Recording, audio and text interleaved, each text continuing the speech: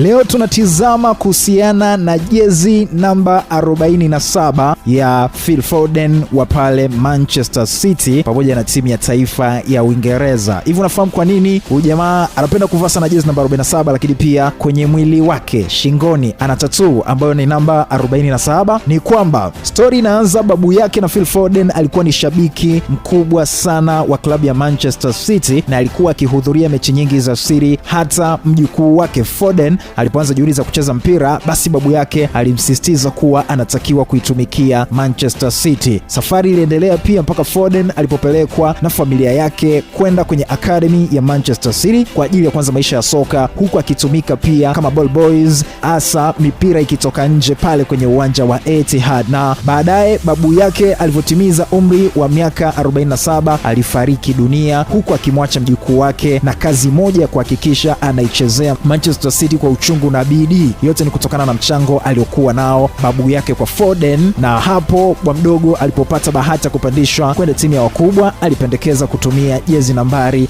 47, akimaanisha kwamba miaka aliyoishi babu yake hapa duniani kama kumbukumbu kwake, lakini pia akenda mbali zaidi na kuchora tattoo ya namba 47 juu ya shingo yake. Na wakati mwamba Kun Aguero anaondoka Manchester City kuelekea Barcelona, alimshawishi sana Phil Foden kurithi namba yake 10, lakini Foden alikataa kutokana na mahaba makubwa alokuwa nayo kwa babu yake. Mpaka hivi leo Phil Foden anavaa jezi namba 47 licha ya uwezo wake mkubwa sana uwanjani. Ulikuwa unajua hiyo? Ujue, chukua. Babu yake alifariki akiwa na umri wa miaka 47 na ni baba wa mama yake mzazi, lakini pia babu yake ndiyo ambaye alishawishi mama wa Foden ampeleke Foden kwenye academy ya Manchester City ili akacheze